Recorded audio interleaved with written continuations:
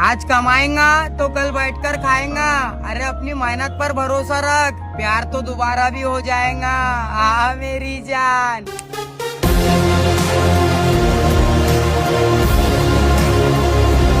Recently One Piece की story में world changing events हो रहे हैं। Invasion, assassination, coup d'etat, fall of old generation of Yonko और उनके रिप्लेसमेंट में न्यू जनरेशन ऑफ योंकोस। और उन्हीं नए योंको में से एक योंको ने पूरे वन पीस के फैंडम को शॉक करके रखा है। जी हाँ, मैं बात कर रहा हूँ बगी की, आवर लॉर्ड एंड सेवियर बगी डी क्लाउन की। Finally showing his true colours, showing what he truly is capable of, representing clown in the Yonko status.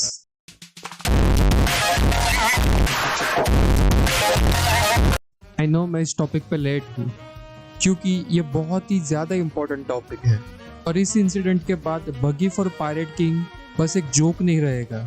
No doubt Luffy ही वो बंदा होगा जो आगे जाके वन पीस को ढूंढेगा, पर आगे स्टोरी में एक पॉइंट ज़रूर आएगा जिधर लोग बगी को पायरेट किंग बुलाएंगे।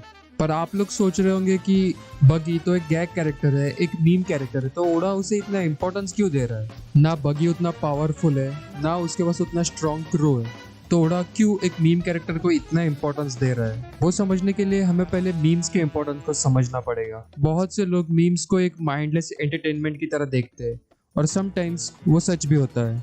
मीम का मतलब bunch of individuals believing in the same stupidity, और उस स्टूपिडिटी के स्टेक्स कितने भी हाई हो सकते हैं और उस स्टूपिडिटी से तुम फ्यूचर प्रेडिक्ट कर सकते हो। मीम्स की मदद से तुम टॉप पे बैठे लोगों के लिए प्रॉब्लम क्रिएट कर सकते हो। तो सबसे इम्पोर्टेंट, मीम्स की मदद से तुम इन्फॉर्मेशन को आग की तरह फैला सकते हो और मीम्स के थ्रू मिली इन्फॉर्मेशन फेक होने के चांसेस भी बहुत कम होते हैं, अनलेस कोई अपना एजेंडा पुश करना चाहता हो। ओके, तो पहले पॉइंट से शुरू करते हैं। मीम्स से फ्यूचर कैसे प्रेडिक्ट कर सकते हैं।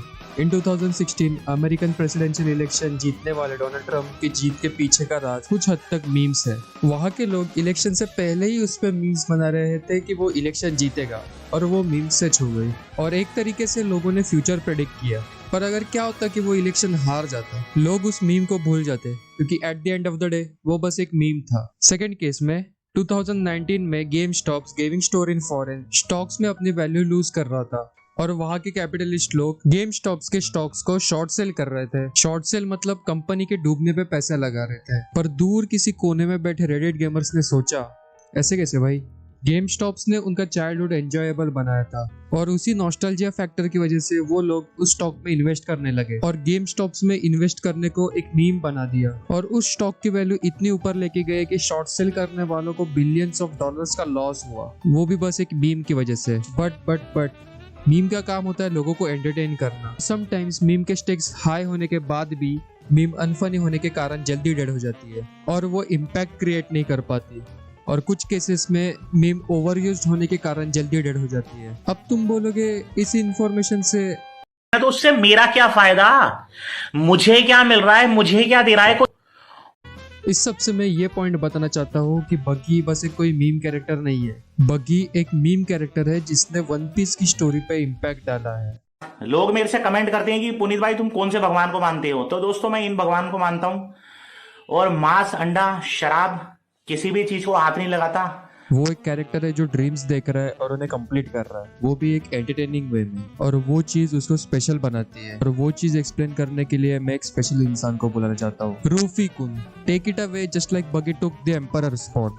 हाँ, ये मैं ही हूँ। तो ना बहुत से लोग खुश नहीं है कि बगी एक एम्परर बन गया है। वे सोच रहे हैं कि वो एक जोक कैरेक्टर है और इसी वजह से अब एम्परर का टाइटल भी जोक बन गया है। तो हाँ यार, तुम्हें ये समझना होगा कि वन पीस में बाउंटीज और टाइटल्स क्लाउड बेस्ड सिस्टम है, पावर लेवल नहीं। और वर्ल्ड गवर्नमेंट के पास इतना टाइम नहीं है कि वे हर किसी की पावर लेवल को टेस्ट करे उन्हें टाइटल देने से पहले। वर्ल्ड गवर्नमेंट सिर्फ फेम्ड और इन्फ्लुएंशियल पायरेट्स को ही टाइटल देते हैं और हमें ओडा पे भरोसा रखना होगा। बगी one of the earliest characters में से एक है जो कि अभी तक रेवेलेंट है, और जिन आर्क में वो सबसे ज्यादा साइन करता है वो आर्क है मरीन फोर्ड और इम्पेल डाउन, जो कि वन पीस की one of the serious arcs में से एक है। उन आर्क में बगी कॉमेडिक एलिमेंट ऐड करता है जो कि बिल्कुल भी फोर्स्ड नहीं लगता, उल्टा वो उन आर्क को हाईलाइट कर देता है। तो ओडा को पता है उसे कैसे हैंडल करना है। एट लास्ट बगी के पास लूफी जैसी क्रेजी एबिलिटी भी तो है, लूफी के पास जो लोगों को अपने साइड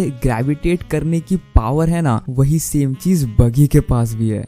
बगी क्रेजी लकी है और ये लक उसे लूफी से मिलने के बाद मिला था, ठीक उसी तरह जैसे टियास इस वीडियो के बाद होने वाला है। तो जी हाँ भाइयों, जैसा कि आप लोगों ने सुना, पर मैं अकेला नहीं हूँ जो इस वीडियो से लकी होने वाला है। मेरे साथ तुम लोग भी होने वाले हो, क्योंकि तुम्हें रूफी कुन के लाइफ का बेस्ट कैमियो जो देखने मिला। Okay, jokes aside, final thoughts on बगी। सो ओडा एक एंटरटेनिंग स्टोरी लिखना चाहता है और बगी को एम्परर बनाना उसका एक पॉलिटिकल टेक था अपने रियल वर्ल्ड के पॉलिटिक्स पे। और अगर तुम बगी मीम के फैन नहीं हो तो मुझे लगता है तुम्हें कॉमेडी में अपना टेस्ट डेवलप करने की बहुत जरूरत है। And on that note, thank you so much for watching the video guys. इस वीडियो में मैंने कुछ नया ट्राई किया है। आई होप तुम्हें अच्छा लगा होगा, मुझे कमेंट सेक्शन में जरूर बताना। और अगर इस वीडियो पे 50 लाइक हो जाते हैं तो मैं काइडो पे इन डेप्थ एनालिसिस वीडियो लाऊंगा। तब तक के लिए पीस।